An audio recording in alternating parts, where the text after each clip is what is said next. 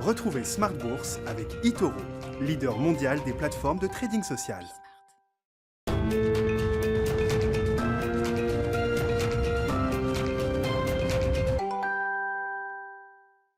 Et c'est reparti pour Smart Bourse, votre double dose quotidienne de marché en direct sur Bismart, chaque jour à la mi-journée, 12h30, 13h, et en fin d'après-midi, pendant une heure, la grande édition à partir de 17h. Au sommaire ce soir, le calme de Thanksgiving sur les marchés, avec des marchés américains fermés, bien sûr, une demi-séance seulement demain aux États-Unis, et donc une séance calme et positive pour les indices actions en Europe, avec un CAC 40 qui grappille 0,4%. La vedette du jour s'appelle Rémi Cointreau. On est dans la fin de période de publication des résultats d'entreprise. Rémi Cointreau a publié des résultats exceptionnels, dixit le management, sur le semestre écoulé, ce qui permet au groupe de réviser encore à la hausse ses objectifs annuels. Et le titre Rémi Cointreau qui aura marqué un plus haut historique au cours de cette séance, avec une envolée à l'arrivée de 11% pour le titre Rémi. On parlera évidemment de ces sujets de marché de fin d'année, avec une concentration d'enjeux mi-décembre, avec des réunions de banque centrale qui seront importantes pour cadrer peut-être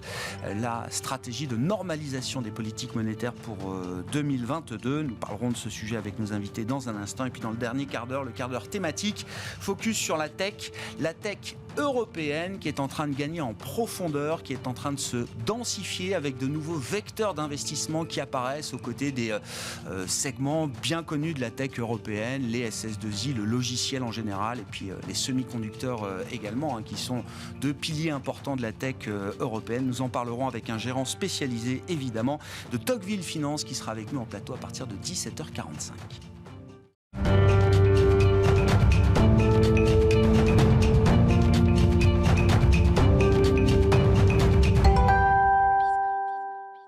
Mais avant d'entamer la discussion de marché du soir, les éléments clés du jour sur les marchés. Tendance, mon ami, c'est avec Alix Nguyen.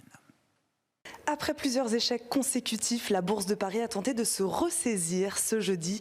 L'activité est logiquement ralentie en ce jour de fermeture de Wall Street pour la fête de Thanksgiving. La place new-yorkaise ne rouvrira que pour une séance écourtée par le Black Friday demain. Les investisseurs sont par ailleurs partagés entre les bons indicateurs américains de la veille et la perspective d'une accélération du tapering de la Fed. Ils gardent également un œil sur l'évolution des contaminations au coronavirus en Europe. Côté valeur, le secteur du luxe, lui, est resté un soutien de choix pour le CAC 40, avec notamment la hausse de LVMH et celle de L'Oréal.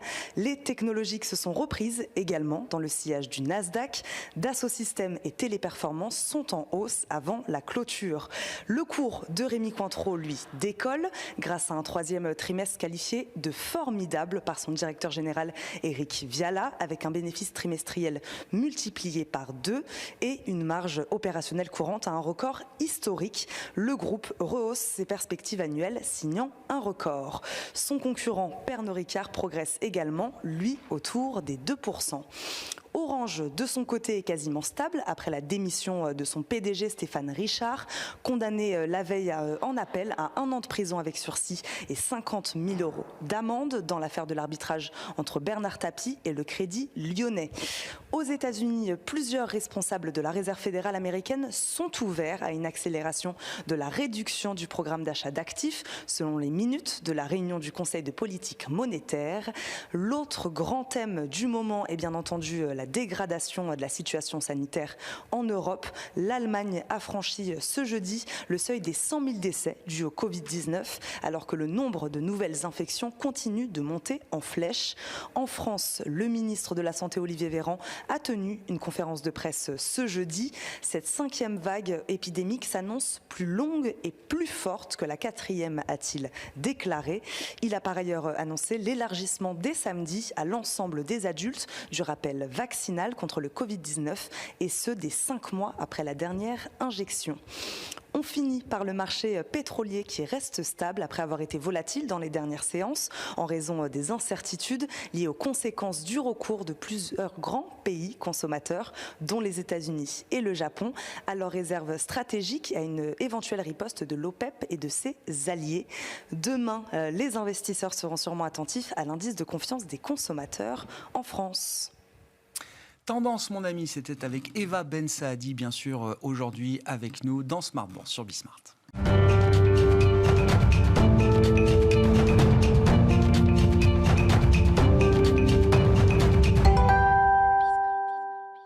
3 invités avec nous chaque soir pour décrypter les mouvements de la planète marché. Léa Dauphas est avec nous, chef économiste de TAC Economics. Bonsoir Léa. Bonsoir. Bienvenue. Léa Dunan-Châtelet est avec nous ce soir également au plateau. Bonsoir Léa. Bonsoir Grégoire. Ravi de vous retrouver, directrice de l'investissement responsable chez DNCA Investments. Et Malik Hadouk nous accompagne enfin ce soir. Bonsoir Malik. Bonsoir. Merci d'être là. Vous êtes directeur de la gestion diversifiée de CPR Asset Management. On va parler des banques centrales. On dira peut-être un petit mot du Covid qui revient s'inviter quand même dans l'actu de marché. Et puis les émergents avec quelques sujets spécifiques peut-être autour de la Turquie, voire du Mexique demain. On voit quand même que les devises de ces pays-là sont en train de perdre un peu pied. Mais un mot d'abord peut-être de l'événement politique de cette fin d'année, c'est-à-dire la formation et cet accord de coalition en Allemagne, oui. Sociodémocrates, libéraux et verts. On a donc l'accord de coalition et c'est vrai qu'on en reparlait dans l'émission à 12h30. Il faut quand même avoir en tête, les négociations étaient assez rapides et quand on a négocié un accord de coalition généralement en Allemagne, on s'y tient. C'est-à-dire que c'est un socle sérieux, solide et sur lequel on peut quand même de manière assez fiable s'appuyer pour comprendre la stratégie de la nouvelle coalition en Allemagne. Sur la partie qui vous intéresse peut-être le plus, Léa Dunan-Châtelet, la transition énergétique, qu'est-ce qui vous paraît pertinent justement à relever dans les grandes lignes de cet accord de coalition qui ont été dévoilés? Je trouve que déjà dans cet accord de coalition et la stabilité à mon avis de cet accord est assez certaine. Historiquement en tout cas on n'a pas eu de sujet. C'est intéressant de voir à quel point l'Allemagne souhaite redynamiser en fait la demande intérieure. Et ça va passer par la transition énergétique entre autres, mais pas seulement. Les annonces qui ont été faites sont intéressantes. Il y a eu notamment la hausse du salaire SMIC, l'équivalent du SMIC à 12 €, c'est 25% de hausse, c'est quand même conséquent. Et puis il y a effectivement ces annonces très importantes sur la transition énergétique avec 2 axes. Le premier sur la sortie du charbon qui se fera plus tôt que prévu en 2030. On brise un peu la fameuse tragédie des horizons enfin avec des objectifs qui ne sont pas à 2060, 70 et quasiment invisibles.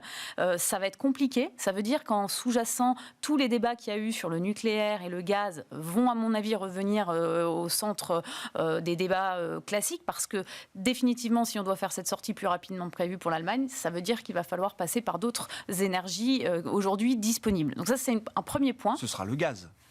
Le nucléaire, je ne l'exclus pas totalement. Et d'ailleurs, il y a eu plusieurs sondages. C'est intéressant de voir comment la presse s'en est emparée, où la cote du nucléaire en Allemagne remonte. Comme quoi, c'est intéressant de voir ce que les médias en sortent. En tous les cas, cette sortie, elle est extrêmement importante et elle s'accompagne de l'annonce des 80% d'énergie renouvelable à la même échéance dans le mix, ce qui était relativement en ligne avec ce qui était prévu. L'autre aspect qui va être extrêmement important pour l'Allemagne et à suivre de près, c'est la partie véhicules électriques et véhicules hybrides ou neutres carbone, comme ils ont dit. Là aussi, avec un horizon à 2030. Le transport et le charbon avaient été 2 sujets majeurs de la COP26. Et je pense que l'Allemagne tape fort sur la table de ces négociations juste terminées pour dire on s'est engagé et donc on va maintenant agir très vite. Et je pense que c'est une bonne nouvelle. L'automobile en Allemagne, on sait que c'est important. Donc qu'il fasse ce premier pas n'est pas négligeable. Bon. Donc on peut enfin avoir un rattrapage du modèle allemand sur le plan de l'amélioration énergétique. Je crois définitivement que cette décision d'avancer, je dirais, les horizons est extrêmement forte. Engageante pour les politiques actuelles, et c'est ça la différence, et puis de prendre 2 de leurs secteurs quand même forts, qui sont moteurs pour les prochaines années comme exemple. Bon, et puis en plus, c'est un bon sujet pour justifier peut-être un peu de dépenses publiques. Léa Dauphas, je ne sais pas comment vous regardez le sujet allemand autour de cette nouvelle coalition. Alors, il y a un verrou budgétaire qui reste là. Le libéral Christian Lindner sera le ministre des Finances. Il est orthodoxe et le debt break, le frein constitutionnel sur la dette en Allemagne ne va pas sauter. Mais on comprend que techniquement, on peut trouver des marges de manœuvre ici et là qui permettent peut-être d'avoir une Allemagne plus expansive sur le plan budgétaire. Est-ce que vous y croyez ? Probablement. Ça s'explique en plus par tout le Next Generation EU, toute l'optique, la volonté d'avoir une politique forte allemande, mais aussi européenne. Je pense que ce qui est important quand on fait les estimations de ces modèles, de ces transitions et l'impact qu'ils peuvent avoir sur l'ensemble des pays, pas seulement sur l'Allemagne, c'est la dynamique et les effets d'entraînement de l'ensemble de la zone. Ce qu'on note, c'est que c'est pas l'Allemagne qui va mettre les plus gros montants, c'est pas l'Allemagne qui va avoir les plus grosses parties des programmes. Pour autant, le fait que ce soit l'Allemagne combinée à l'ensemble de la zone dans une optique où on oriente l'investissement quand même vers la partie verte, digitale à majorité, fait qu'on est quand même dans une optique forte, bien orientée, le tout dans un cadre, on va dire, où on accepte que la dette soit plus élevée, qu'elle soit plus forte, et avec une politique monétaire qui va rester longtemps avec des taux bas. Donc l'ensemble, je pense qu'il faut sortir totalement de l'analyse dans le prisme de ce qu'on a connu pendant la dette souveraine européenne. On est aujourd'hui dans un tout nouveau modèle.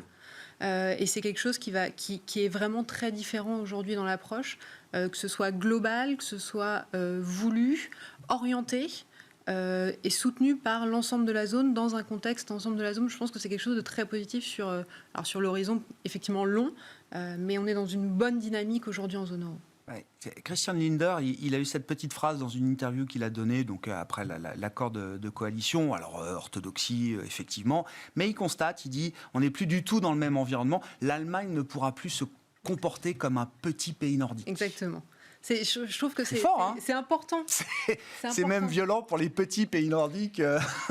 C'est un signal. Auquel on peut l'a penser. vu pendant la crise du Covid. On avait eu à un moment le temps de dire on va faire une France-Italie forte. Il y avait eu toutes ces questions, comment on refait, est-ce qu'on repart sur le France-Allemagne, est-ce qu'on a quelque chose. Le fait que l'Allemagne donne ce message, que l'ensemble de la zone donne ce message, je pense qu'on est aujourd'hui dans un environnement totalement différent pour l'ensemble de la zone euro. C'est important. L'Allemagne de Scholz, comment vous la voyez en tant qu'investisseur, bien sûr, Malik? Est-ce que c'est une Allemagne qui prendra un peu plus part, peut-être, au leadership européen, selon vous? On l'espère, avec ce changement de coalition, c'est un élément positif pour, en tout cas, pour que la construction européenne avance un peu plus rapidement. Donc c'est un élément positif, enfin, pour l'Europe. Mais il n'y a pas que ça. Il y a d'autres éléments positifs pour l'Europe? Non, il y a des éléments qui pourraient venir contrarier. Ah, d'accord. Vous voulez regarder la moitié vide du verre. Exactement. Allons-y, bien sûr, Malik. Je ne sais pas, qu'est-ce qui... moi, ce qui m'a d'être totalement... Maintenant, ce qui m'a un peu surpris au cours des dernières semaines, c'est plutôt les annonces des banques centrales. On sent un peu de cacophonie, on sent qu'ils sont hésitants, ils sont un peu stressés parce qu'on a eu le tout et son contraire. On a commencé avec la Banque d'Angleterre qui n'a pas matérialisé sa hausse de taux lors de la dernière réunion de comité de politique monétaire, puis ensuite la banque, la sortie du patron de la Banque centrale française, Villeroy de Gallo, qui a semé le doute aussi sur la poursuite des achats d'actifs à la fin du PEPP, qui était une donnée plutôt certaine il y a 6 mois. Et ensuite, les déclarations de plusieurs membres de la Fed qui sont plutôt favorables à une accélération du tapering, alors qu'ils avaient toujours dit que l'inflation serait transitoire et qu'il ne fallait pas s'inquiéter de l'inflation.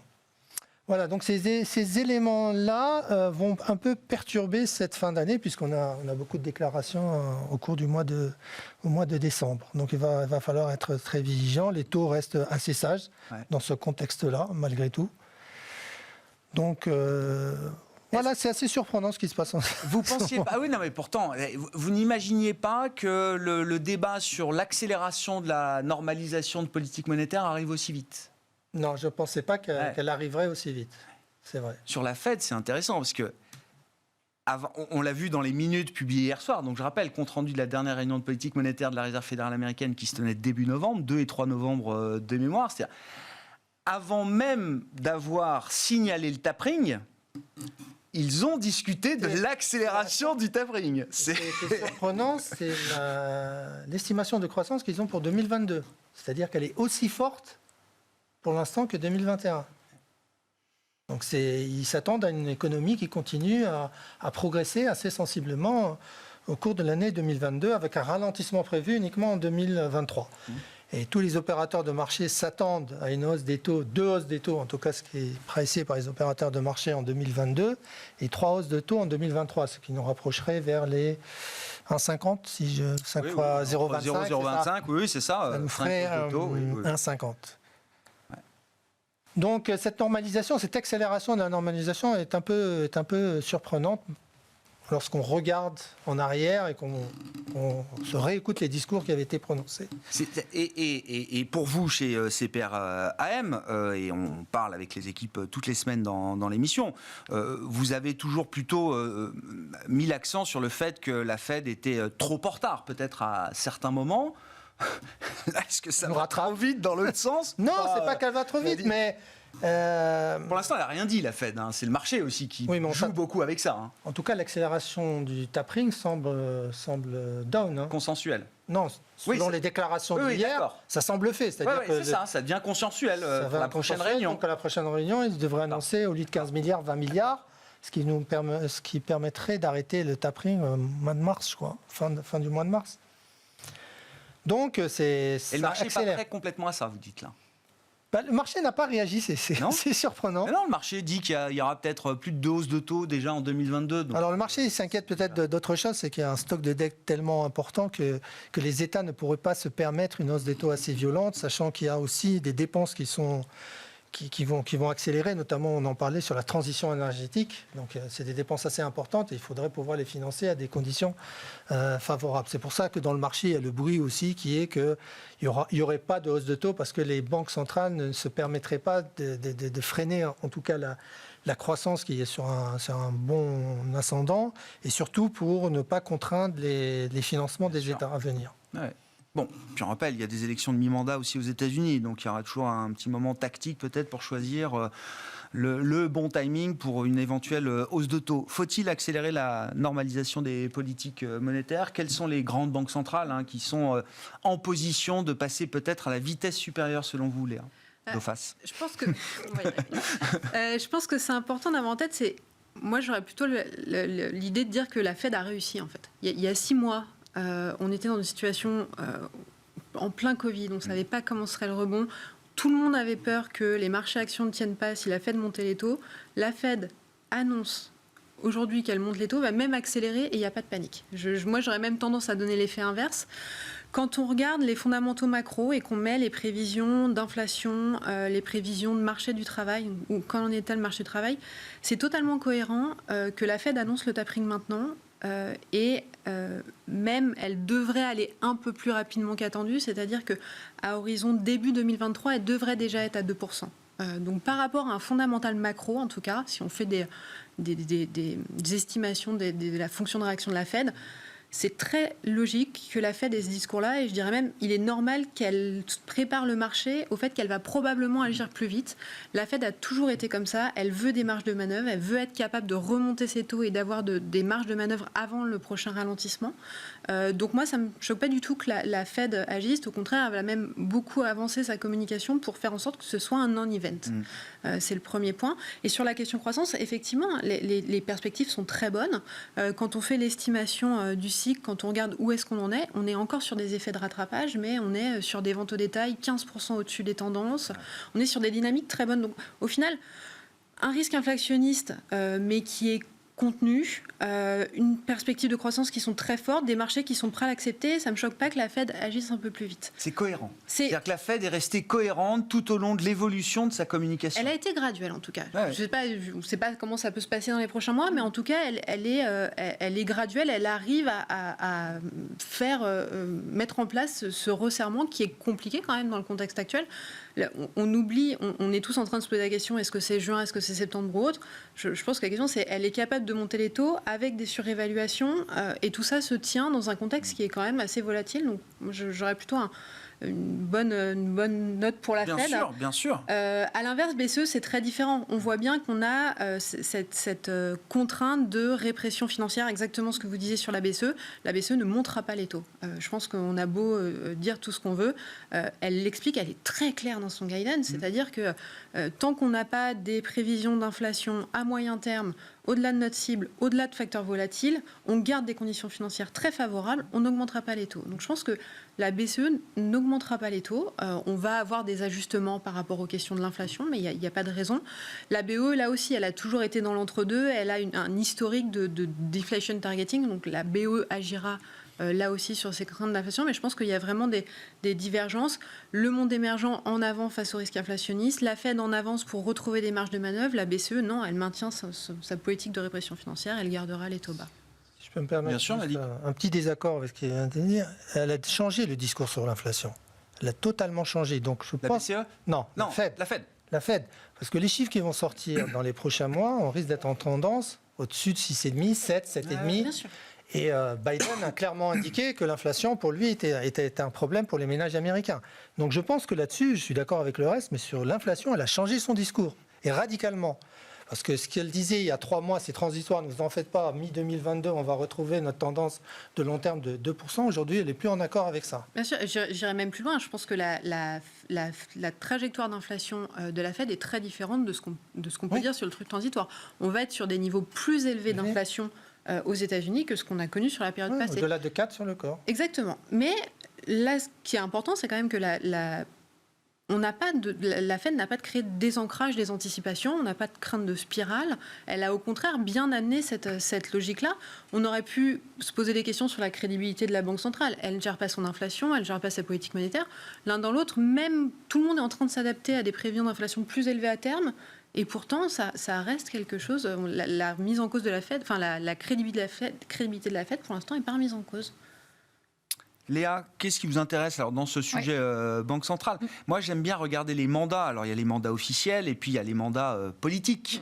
On a eu la reconduction de Powell et la nomination de Brainard comme vice-chair de la Fed. Donc, c'était ces derniers jours. Dans les discours qui ont eu lieu, et notamment celui de Joe Biden pour annoncer la reconduction de Jérôme Powell, la top priorité de Jérôme Powell, c'est le risque climatique. Oui.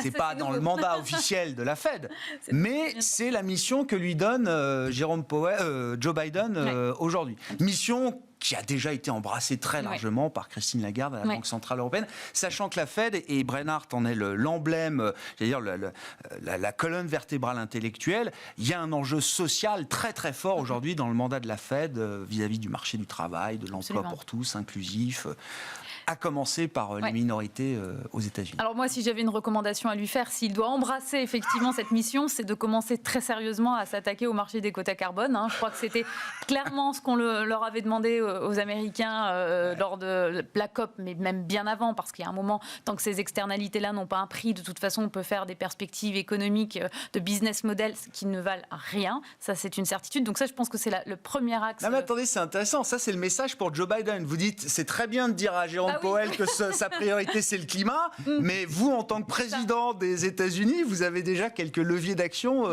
possibles. D'ailleurs, si on regarde un petit peu ce qui se passe en Europe, on voit bien que les Européens font un effort dans ce sens et demandent à ce que ces marchés soient normalisés, un prix qui soit cohérent avec les réels impacts, pour que tout le reste devienne finalement soit rentable, soit plus rentable et que ça s'équilibre. Si les Américains n'embrassent pas cette démarche aussi et que le marché n'est pas international, ça ne fonctionnera pas. Et le dialogue, c'est un dialogue de sourds pour l'instant. J'ai même pas inclus là-dedans la Chine et l'Inde. Donc définitivement, pour moi, c'est le seul axe pertinent. Ils ont fait des annonces, ils ont parlé du véhicule électrique eux aussi, ils ont eu une stratégie très agressive vers le transport. C'est marrant parce que quand je regarde un petit peu les grandes tendances qu'on va avoir en 2022, bizarrement, il y en a une que j'écarte complètement qui est le transport parce que j'ai l'impression que c'est beaucoup trop tôt pour y aller.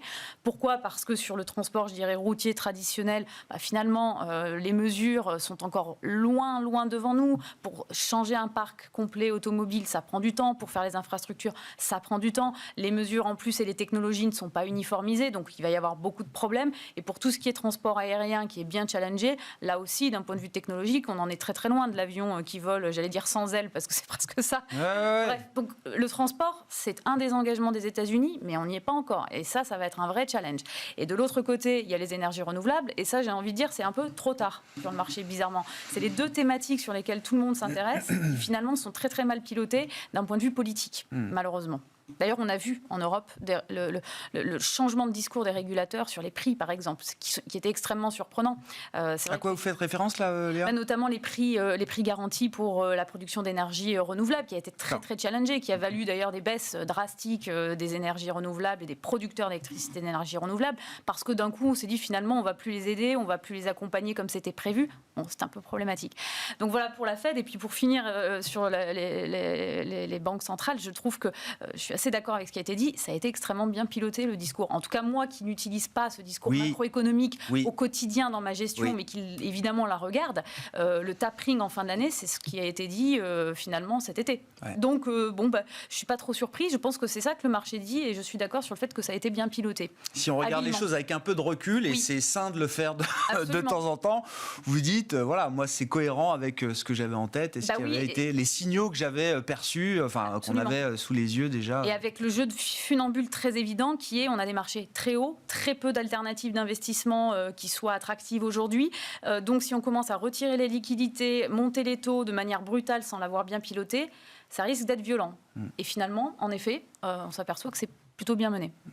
Si on regarde un peu les considérations de marché, alors en lien avec sans doute les banques centrales, le dollar, le mouvement du dollar en fin d'année, c'est peut-être le mouvement un peu nouveau dans le paysage des marchés. Malik, comment vous le regardez? Il n'est pas surprenant le mouvement du dollar. En fait, le dollar se renforce aujourd'hui, c'est pas surprenant. Le différentiel de taux est favorable aux États-Unis, le différentiel de croissance l'est aussi pour l'instant, donc les choses vont plutôt bien aux États-Unis, donc c'est normal. Ce qui a un peu biaisé les choses, je pense que c'est le fait qu'il y ait eu une accélération de l'épidémie en Europe, qui a défavorisé un peu l'euro. On s'attend de voir si cela va impacter les États-Unis. On pourrait avoir un contrebalancier pendant un moment, mais que la vague Covid, vous dites, se retrouve aussi. Elle devrait se retrouver avec un décalage côté américain, mais nous, pour l'instant, on continue à aimer le dollar et on continue à être investi sur le dollar. Il n'y a pas de risque qui se dévalorise par rapport aux autres devises pour le moment. Ça peut, je ne sais pas, perturber des équilibres mondiaux, émergents, sur l'euro-dollar. Alors, non, mais c'est un peu la tarte à la crème, mais est-ce qu'avec un dollar qui commence à sourire à nouveau, là, ça... Est-ce que moi, je veux bien qu'on dise un mot de la Turquie. J'ai vu que le Mexique, ça bougeait aussi un peu. Non, mais est-ce que c'est déjà lié à l'effet dollar en force qui se retrouve déjà dans la Turquie, c'est plus politique qu'autre chose. On pourrait en parler, mais c'est une décision présidentielle. Oui. Voilà, il y a des spécificités internes. Des spécificités. Là où il y a un risque vraiment en Amérique latine, et c'est un risque politique un peu plus important, c'est bien sûr l'Amérique latine et le Brésil. Voilà. C'est là qu'on pense, nous, qu'il y a un risque. Sur l'Asie, on pense que c'est plutôt calme. Les choses semblent se stabiliser. Les campagnes de vaccination ont un peu accéléré en Asie. La Chine, les choses semblent aussi se stabiliser. Comme je l'avais dit il y a quelques mois, le gouvernement chinois ne va pas laisser la croissance s'effondrer. Il est hors de question. Donc il va piloter ça comme il a l'habitude de le faire. Et la bourse s'est récemment stabilisée. On voit que sur les entreprises immobilières, il y a moins de problèmes de financement. Donc les choses sont stabilisées en Chine. Alors sur l'inquiétude qu'on avait sur un ralentissement beaucoup plus marqué de l'économie chinoise, on a vu aussi les indicateurs se stabiliser récemment. Donc c'est plutôt sur l'Asie qu'on serait plus enclin à revenir, parce qu'on n'y est pas encore sur l'Asie émergente. Sur le reste, c'est un peu plus compliqué. Ouais, je comprends. Bon.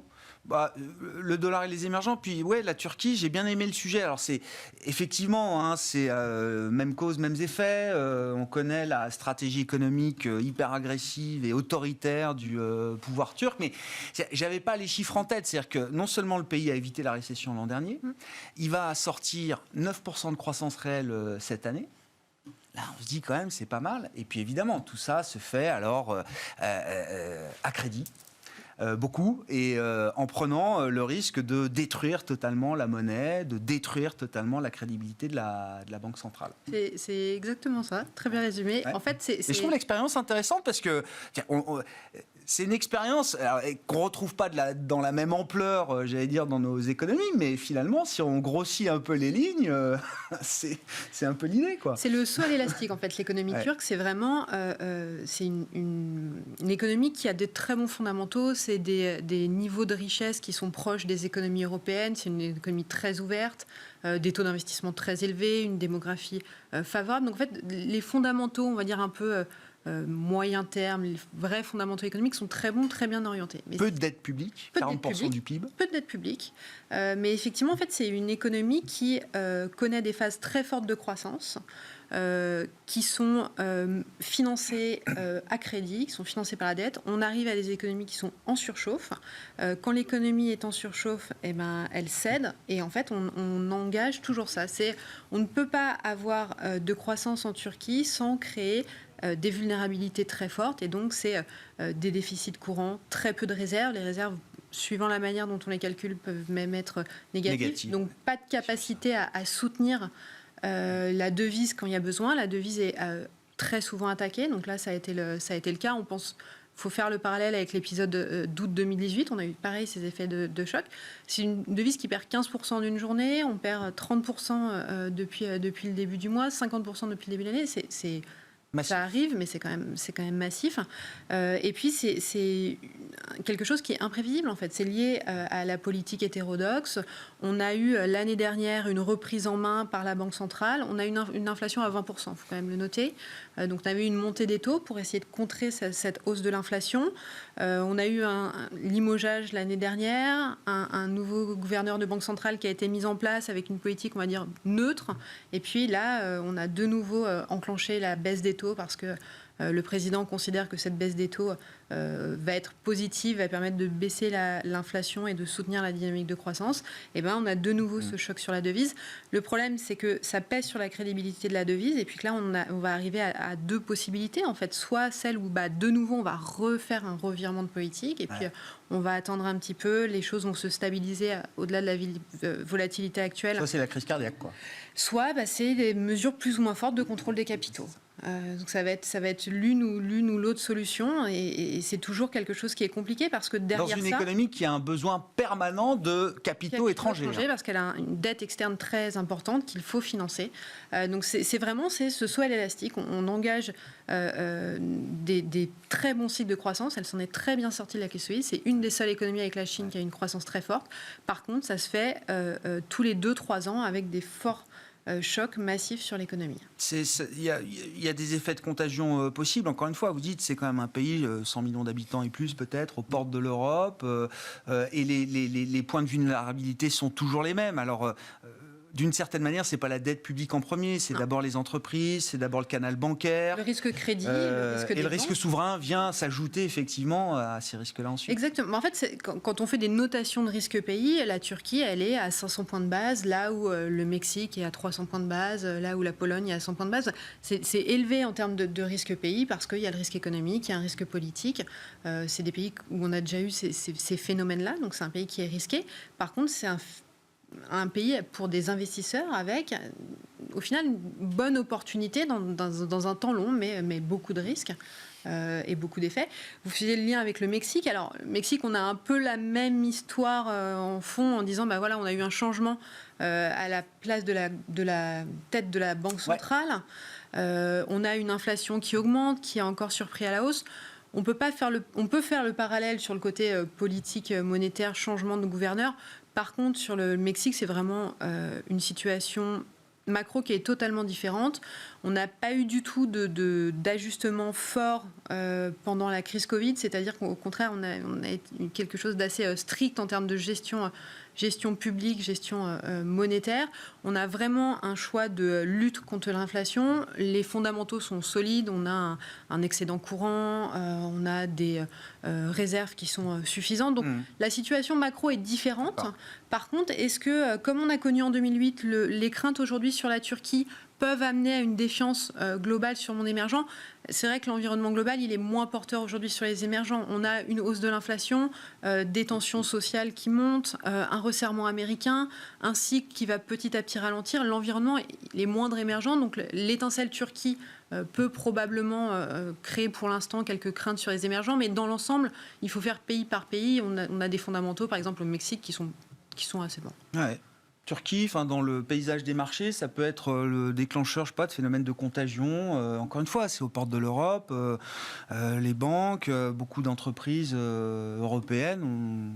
Non, je ne pense pas que la Turquie oui, d'accord, soit le déclencheur de quelque chose qu'on n'aurait pas anticipé, quoi. Ce pays est devenu quand même incontournable, donc. Ouais. Ah oui, il est devenu incontournable.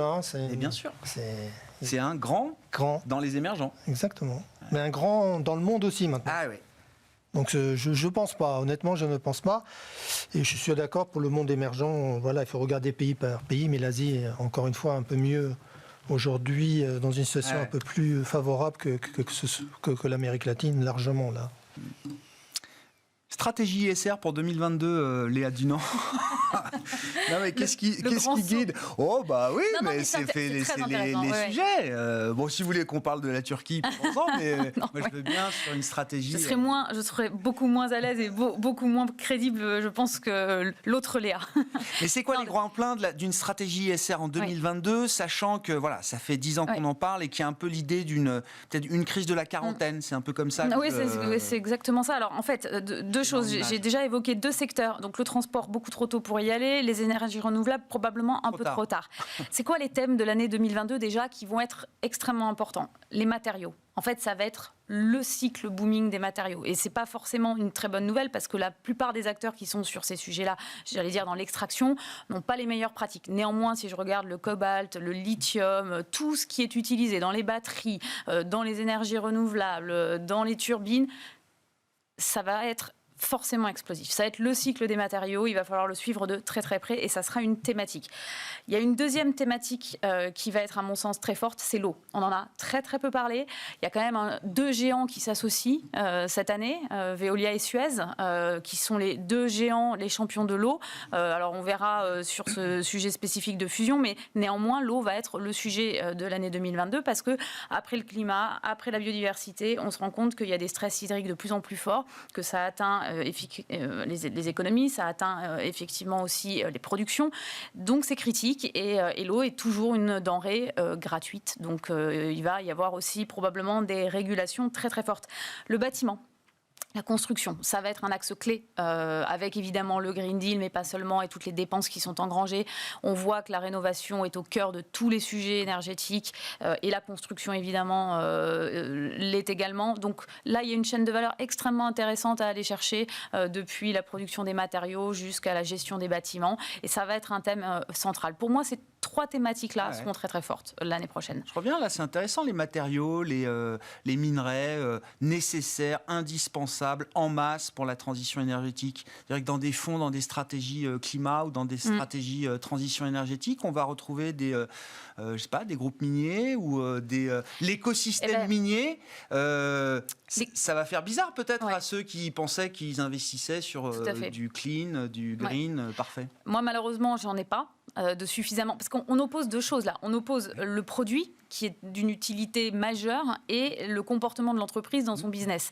Et malheureusement, c'est vrai que c'est des entreprises extrêmement controversées globalement. Et il y a eu plein de cas encore cette année. Rio Tinto s'est fait attraper. Enfin, c'est très compliqué. Donc malheureusement, là, on a un grand écart. On sait qu'il va y avoir une ressource de base sous tension qui va être essentiel pour les développements à venir, dont on ne peut pas faire bénéficier le fonds ISR en direct. Donc il va falloir... Si on n'a plus le droit d'investir que dans de l'ISR, qui va investir dans ces Alors, moi, je vais essayer de prendre les choses de manière positive. Je me dis, mais est-ce qu'il n'y a pas intérêt pour l'un de ces acteurs, ou plusieurs, mais de devenir un acteur ultra responsable de l'extraction? Mais bien sûr. J'aimerais voir émerger ce type de comportement, ce serait extraordinaire.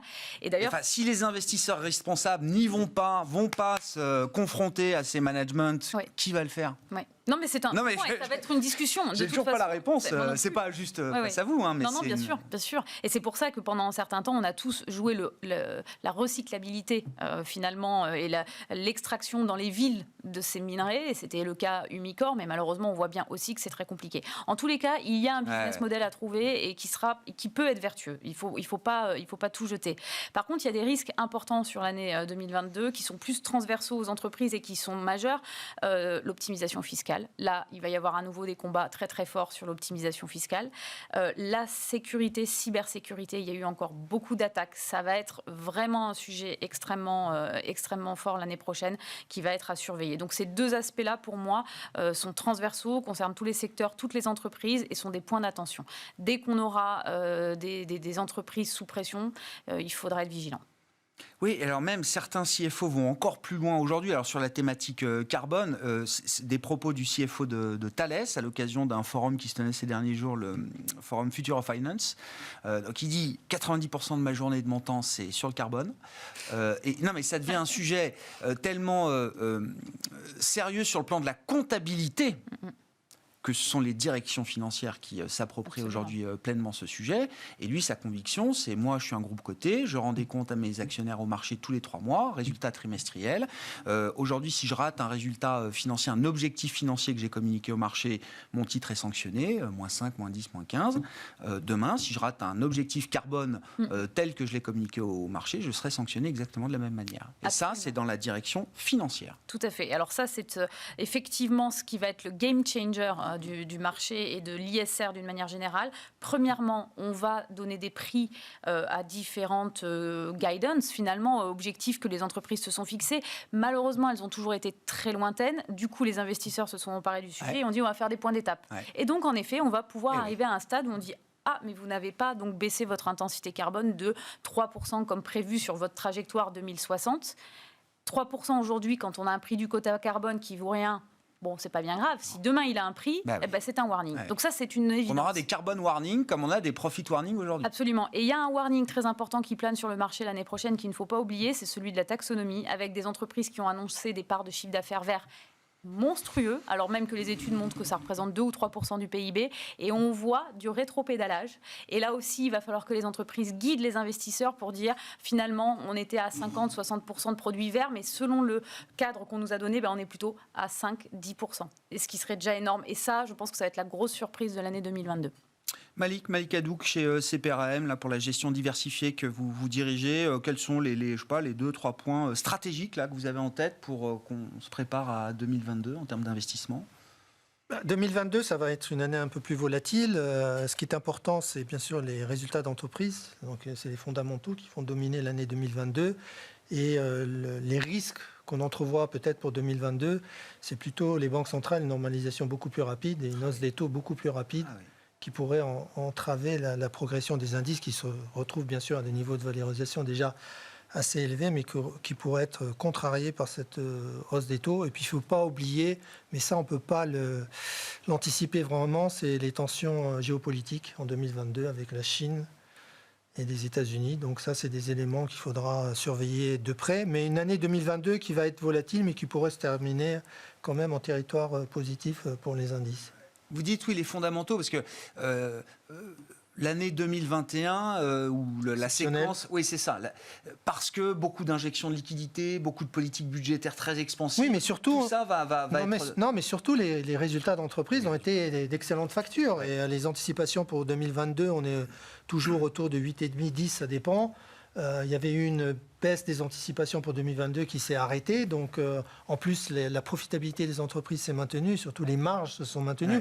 On va voir comment on va se comporter dans les trimestres à venir avec la hausse de l'inflation qui est certaine, avec la hausse des prix des matériaux. Mais on a vu les choses se calmer avec le prix du fret qui a beaucoup baissé au cours des dernières semaines. Certaines matières premières aussi qui se sont stabilisées. Donc, c'est ces éléments-là. Mais du côté des entreprises, les choses vont plutôt bien. Croissance économique, comme ça a été mentionné, elle va rester au-dessus du potentiel l'année prochaine. Donc, le risque, c'est quoi ? C'est qu'il y ait des hausses de taux trop marquées qui ralentissent et qu'on retourne vers le potentiel beaucoup plus rapidement que ne l'avait anticipé. Bon, rendez-vous, les banques centrales, 14, 15, 16 décembre, juste avant Noël. Pour conclure avec vous, Léa Dauphas, là, sur quelques idées un peu stratégiques pour l'investisseur en 2022. Qu'est-ce qu'il faut avoir en tête selon vous ? Je pense qu'on est dans la suite logique. En fait, 2022, c'est l'ajustement de 2021. Donc ça va être l'inflation, comment les banques centrales réagissent. Est-ce qu'elles réagissent suffisamment bien pour que la surévaluation action continue ? Parce que l'environnement macro restera porteur l'année prochaine. Après, il va y avoir un ralentissement en 2023. Comment il va jouer en 2022 ? Je pense qu'il y a un côté, il faut faire attention au calendrier électoral l'année prochaine, dans un contexte de tension sociale. On n'a pas encore absorbé le choc, la crise Covid. Va arriver l'année prochaine. On a beaucoup de calendriers, la France, les États-Unis, le Brésil, le 100e parti en Chine. Bien sûr. Enfin, on a des grosses échéances. Italie, oui. Italie. Et puis moi, je ferai quand même attention à la Chine.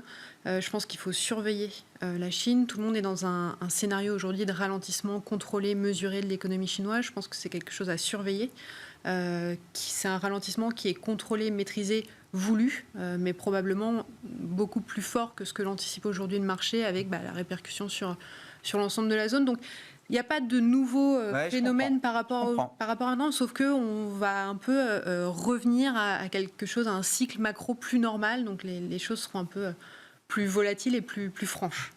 Merci à vous trois d'avoir été les invités de Planète Marché ce soir. Léa Dauphas qui était avec nous, chef économiste de TAC Economics, Léa Dunan-Châtelet, directrice de l'investissement responsable chez DNCA Investments, et Malik Hadouk, directeur de la gestion diversifiée de CPR Asset Management.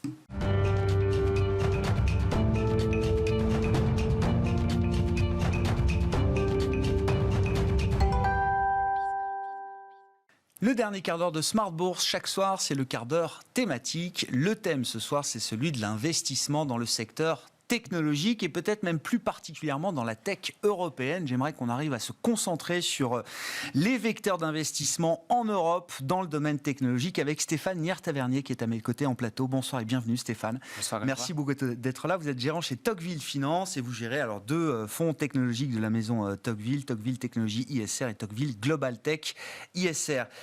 Oui, j'aimerais bien qu'on parle avec vous de la tech européenne, peut-être pour battre quelques idées en brèche. Il y a de quoi investir dans la tech en Europe, mais peut-être de manière un peu générale. La tech, finalement, alors non seulement n'a pas démérité sur le plan de l'investissement boursier dans cette phase post-Covid, dans cette année 2021, non seulement elle n'a pas démérité, mais elle a continué de surperformer. Elle a continué de surperformer. Oui, j'aimerais bien qu'on explique ça déjà, Stéphane. Disons qu'on a tendance à penser que c'est défensif et que c'est mal placé dans une phase de reprise économique. Ce n'est pas du tout le cas. Il y a une bonne partie de la tech qui est de la enterprise tech, en fait, ce qu'on appelle enterprise tech. Donc c'est complètement corrélé au capex ou aux dépenses opérationnelles des entreprises. Et quand les budgets remontent, quand le chiffre d'affaires va mieux, et ben finalement on redépense. Donc l'année dernière, les entreprises, elles devaient en gros équiper leurs salariés en outils pour travailler à la maison. Il y a eu des achats de PC, des achats de licences de logiciels à distance, des webcams. Mais cette année, il y a des dépenses qui repartent, qui sont plus normales, entre guillemets. L'année dernière, il y avait des dépenses contraintes et ça avait permis de passer déjà bien l'année. Et là, on repart sur un cycle un peu plus normal. Oui, donc c'est pas juste le côté refuge de la tech qui justifie cette performance, cette surperformance boursière. C'est une réalité fondamentale d'un cycle d'investissement, on peut le dire comme ça. Oui, il y a une accélération des bénéfices par action cette année, tout simplement. Après, on peut regarder dans le détail, on a des sociétés qui sont du mauvais côté du Covid cette année. C'est-à-dire qui sont connotées, ce sont des sociétés qui ont eu une trop bonne année 2020, avec du business qui tombait tout seul, parfois en plus avec des marges très élevées parce qu'il n'y avait pas de dépenses de marketing pour faire ce chiffre d'affaires qui tombait tout seul. Et celles-là, elles sont moins bien placées. Par contre, celles qui sont du côté de la reprise et qui sont dans la vie normale, c'est une grosse partie. Tout ce qui est logiciel d'entreprise classique, pour faire tourner une société, pour faire des projets, des nouveaux projets, tout ça, c'est du bon côté. Donc ça repart. En plus, après, on a quand même un autre cycle. Il se trouve qu'en Europe, on est assez bon sur la partie semi-conducteurs. Ouais. Sur l'échelle... Ça a été la revanche de la hard tech, cette crise Covid. Oui, on peut dire ça. Et en plus... C'est vrai que quand on regarde l'échelle mondiale, on se dit, bon, nous, pauvres Européens, nous, pauvres Français, on n'a pas le droit d'exister. Dans le software, c'est sûr qu'il y a une suprématie des Américains. Sur la partie semi-conducteurs et aussi sur la partie fabrication d'équipements pour faire des semi-conducteurs, on a quelques leaders mondiaux. Et alors, tout le monde connaît ASML, c'est un énorme... non, tout le monde ne connaissait pas ASML jusqu'à ce que, effectivement, la bourse porte ASML au firmament, pour dire les choses. ASML, cette année, c'est 80% de performance boursière. C'est 30% de l'indice tech européen à lui tout seul. Donc quand on dit la tech européenne a pris 34%, je crois, hier soir, là-dedans, il y a une énorme part de ASML. Mais il y a plein d'autres choses derrière. Et elles entraînent dans leur sillage des sous-traitants, des gens qui travaillent avec eux, qui sont dans la région en Hollande. Alors, il y a une partie qui est faite en Asie, bien souvent dans ces métiers-là. Mais il y a de la R&D, il y a tout un écosystème. Il y a les gens qui font les lentilles, il y a les gens qui font les wafers, donc les couches de silicone, ce genre de choses. Donc, il y a un écosystème européen où on a un rôle à jouer sur la planète. C'était ma question. Est-ce que la tech européenne se limite toujours dans la période post-Covid devant nous à ASML d'un côté, SAP de l'autre pour les logiciels, ou est-ce que non? Et c'est votre conviction, c'est pour ça que je voulais qu'on parle spécifiquement de la tech en Europe. Il y a une densification, il y a un approfondissement de ce thème technologique, de ce thème, cet univers d'investissement technologique en Europe. Comment on peut le décrire et quels sont les nouveaux vecteurs peut-être qui sont en train de prendre prendre de la place aux côtés des secteurs bien identifiés. On a cité le logiciel, les SS2I et la hard tech avec les semi-conducteurs. Déjà, il faut noter que le cycle des introductions en bourse est un petit peu reparti quand même depuis 2-3 ans. Donc, pendant une période, on avait des retraits de cotes. On avait des gens qui étaient des chefs d'entreprise qui étaient insatisfaits sur leur niveau de valorisation, qui avaient des fonds de private equity qui leur proposaient mieux, qui leur disaient d'être tranquilles en plus, parce que ce sont des contraintes d'être cotés. Et ça, ce phénomène-là est terminé, enfin même s'il y a encore des retraits de cotes. Et il y a des nouveaux métiers qui arrivent. On a vu en France, par exemple, un acteur de la musique digitale qui est arrivé il y a quelques mois. On a un acteur du stockage qui est arrivé il y a un mois. Donc, ce sont des métiers qui sont déjà cotés depuis plusieurs années aux États-Unis. On met toujours un peu de temps quand on est en Europe, parce qu'il y a un niveau d'exigence sur la profitabilité qui est plus élevé en Europe. C'est vrai qu'on tolère moins des pertes pendant les 5 prochaines années, voire même aucun message sur un retour à l'équilibre dans un horizon prévisible. Le marché européen aime moins ça. Donc, à toutes choses égales par ailleurs, on préfère plutôt des acteurs un tout petit peu plus matures, mais il y a des nouveaux métiers qui arrivent. Typiquement, il y a quelques années, en gros, en Europe, vous aviez certes les semis et vous avez les SS2I. Oui, c'est ça. Et puis SAP au milieu, et qui du reste, SAP n'est pas spécialement dans une très bonne passe boursière. Ça n'a quasiment rien fait cette année. Déjà l'année dernière, ça avait un petit peu souffert.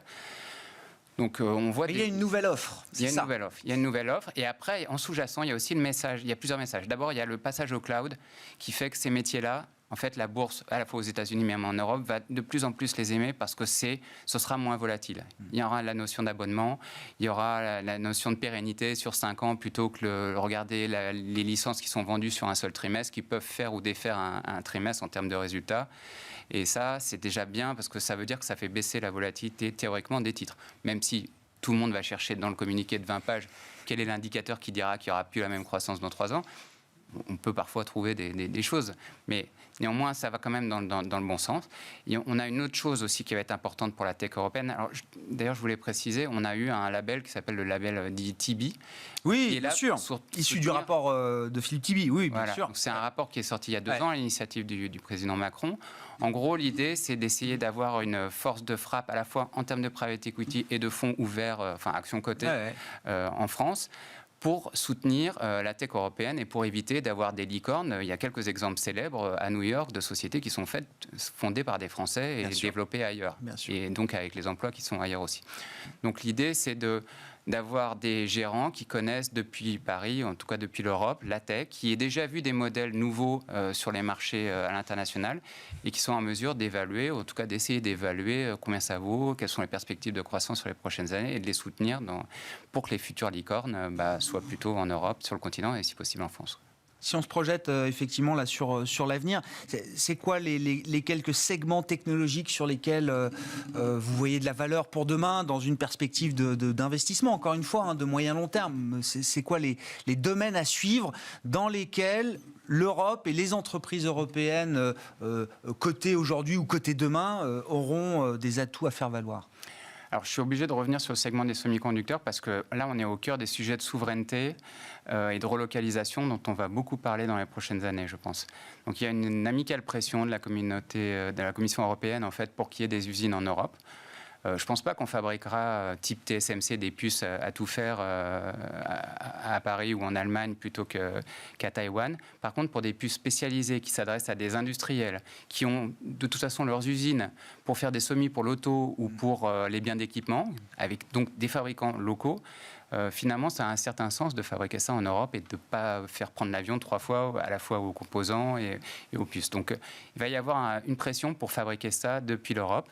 Et puis, on sait qu'il y a une pénurie de toute façon. Donc, il y a besoin de fabriquer des usines dans les prochaines années. Donc, pourquoi pas en faire une petite partie? Ce sera qu'une petite partie, mais néanmoins, déjà, ça va enrichir le tissu local. C'est vrai que quasiment tout est fait en Asie à ce stade. Et même dans un pays qui, en plus, on sait, à terme, pourrait devenir une zone stratégique de conflit. Bien sûr. En tout cas, qui est au cœur de prétention. C'est dans l'esprit de beaucoup d'industriels, effectivement, sans doute. Donc là, concrètement, au T4 2021, déjà, on voit qu'il y a des problèmes simplement d'approvisionnement.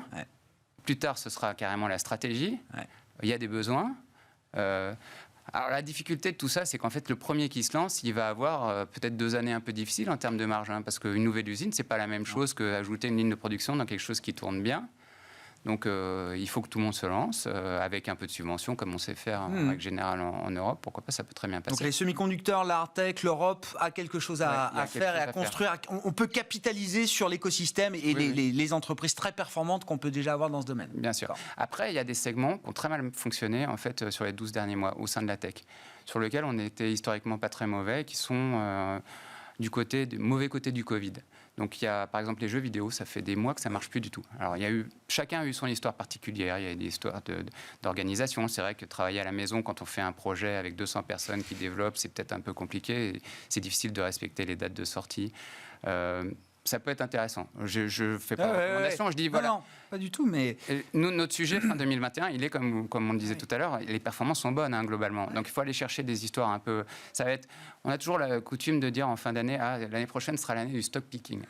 Et là, on est obligé de dire ça sur la tech. Ça fait 10 ans que je l'entends, oui. C'est cher. Ouais, les multiples ont monté. Donc il faut aller chercher des histoires un peu, soit de recovery, soit qui ont des histoires un peu particulières, un peu décalées face au cycle et ce genre de choses, quoi. Mais non, il y a plein de choses à faire. Et justement, la question de la valorisation, c'est une question permanente autour de l'univers d'investissement technologique. Encore une fois, on est très concentré là dans cette discussion sur l'Europe, mais vous avez un fonds global aussi. Est-ce que, je ne sais pas, est-ce qu'il y a des phénomènes d'exubérance qui font retentir quelques alertes ici et là aujourd'hui Oui, alors nous, dans notre partie de notre fonds global sur les sociétés non profitables qui vendent plus du rêve que des chiffres d'aujourd'hui, on voit bien qu'elles sont plus volatiles, on voit qu'elles sont systématiquement tapées quand il y a une phase de petite tension sur les taux. Le sujet 2021-2022, c'est clairement les taux, l'inflation. Donc là, on est un peu exposé, clairement. Donc il faut aller chercher des dossiers, encore une fois, des dossiers spécifiques. Il n'est pas interdit de rêver. Le mois dernier, tout le monde rêvait sur le métaverse. C'est aussi ça la tech. De temps en temps, on a des phases d'excitation sur un sujet, le Bitcoin, la blockchain, le métaverse ce mois-ci. Il y avait l'éducation en ligne en tout début d'année, c'est fini très très vite. Il y avait l'Internet classique l'année dernière. Donc tout ça, c'est des phases. En règle générale, nous, c'est pas franchement toujours en valeur absolue qu'on va regarder les valeurs. D'abord, on les compare beaucoup entre elles, et puis on regarde aussi les phases d'accélération et de décélération. Bien sûr. Ce qui est sûr, c'est que comme dans tout segment de la bourse, les marchés n'aiment pas les mauvaises surprises. Donc, on a besoin d'histoires de croissance qui sont maintenues dans le temps, qui n'ont pas de mauvaises surprises. Je disais tout à l'heure, il y a des sociétés qui ont eu du business qui tombait tout seul. Ça va être aussi un sujet 2022. Quelles sont celles qui peuvent avoir la croissance attendue par le marché sans avoir besoin de remettre dans la machine en termes de coûts? Ça, c'est important aussi. C'est-à-dire que ça se trouve, le scénario croissance du chiffre d'affaires est OK dans les modèles. En revanche, peut-être que sur les marges, les gens ne se sont pas dit oui, mais là, vous avez besoin de dépenser en marketing. Vous n'avez pas fait de convention. Vous n'avez pas envoyé vos vendeurs en avion à l'autre bout de la planète pendant 18 mois. Ça, ce sont des coûts. C'est vrai que c'est peut-être indu, mais les marges sont très bonnes. Et c'est ce que disaient nos interlocuteurs. Bien sûr. Les résultats sont extraordinaires. Il y a beaucoup de sociétés qui ont des marges au top, alors que le chiffre d'affaires n'est pas revenu nécessairement au niveau du top. Donc ça veut bien dire qu'il y a eu une partie des coûts qui sont anormalement bas, en fait. Donc il faut avoir tout ça en tête, il faut jongler avec tout ça. Bon, ça va être une année de normalisation pour beaucoup de sujets, et donc dans la technologie aussi, là aussi, il y aura une forme de révélation aussi après cette période Covid, qui a beaucoup brouillé effectivement pas mal de secteurs d'activité. La technologie reste de toute façon incontournable. Il ne s'agit pas du tout de remettre en question la position de la tech dans les stratégies d'investissement et dans les allocations. C'est forcément un vecteur d'investissement pour l'avenir encore. Stéphane Nier-Tavernier était avec nous en plateau pour évoquer ce sujet de la tech et de la tech européenne notamment. Gérant chez Tocqueville Finance avec nous ce soir. Ainsi se termine Smart Bourse. On se retrouve demain en direct à 12h30 sur Bismart.